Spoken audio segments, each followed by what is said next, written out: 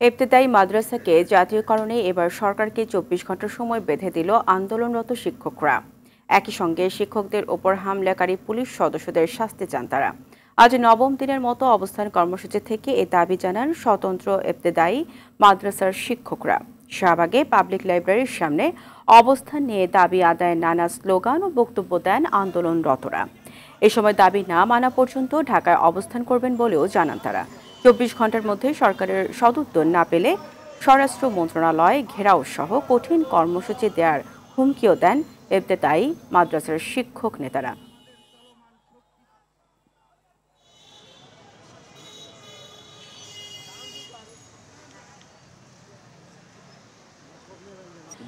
সাল থেকে অদ্যাবধি পর্যন্ত আমি একটি টাকাও পাই নাই। তবে আমার ছাত্ররা উপবৃত্তির টাকা পাইতো। গত 2 বছর খানিক আগে উপবৃত্তিও বন্ধ করে দেওয়া হয়েছে। আজকে আমরা জীবনের শেষ মায়া মমতা ত্যাগ করে আজকে আমরা এই রাজপথে এসেছি। হয় আমাদের জাতীয়করণ অথবা আমাদের মৃত্যু। শিক্ষকদেরকে যেন আর একটা রাতও এই রাস্তায় থাকতে না হয়। গতকালকে আমি আমার সহকর্মী 21 জন বোনদেরকে নিয়ে এই রাস্তায় রাত কাটাইছি। আমরা ডক্টর ইউনূস সরকারকে আহ্বান জানাবো, এখনো সময় আছে, আসুন আমাদের জাতীয়করণ ঘোষণা দেন। শাহবাগের মোড়ে আসুন, আপনি পথে আসুন।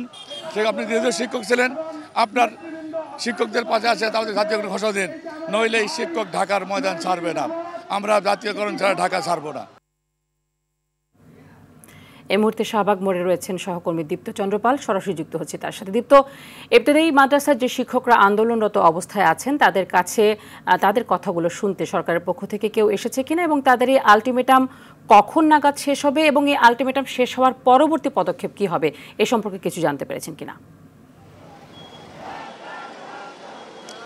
তানি, আপনি যেমনটি বলছিলেন, নবম দিনের মতো কিন্তু ইবতেদায়ী মাদ্রাসার যে শিক্ষকরা রয়েছে তারা কিন্তু ঢাকায় অবস্থান করছেন এবং বিভিন্ন আন্দোলন করছেন, প্রেস ক্লাব থেকে শুরু করে শাহবাগের মোড় পর্যন্ত। এবং আজকে নবম দিনে কিন্তু তারা শাহবাগে অবস্থান করছেন পাবলিক লাইব্রেরির সামনে।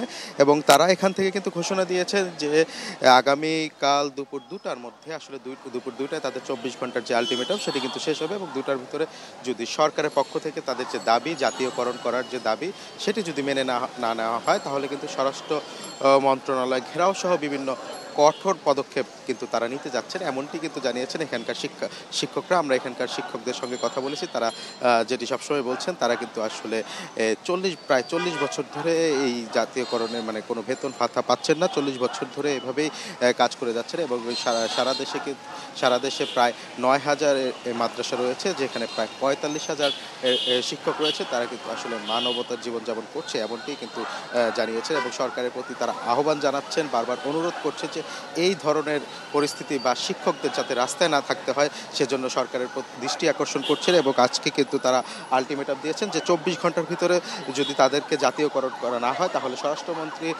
স্বরাষ্ট্র উপদেষ্টার যে কার্যালয় রয়েছে সেটি ঘেরাও সহ নানা ধরনের কঠোর পদক্ষেপ নেওয়ারও হুঁশিয়ারি দিচ্ছেন এখানকার শিক্ষকরা। আমরা দেখেছি এখানে বিভিন্ন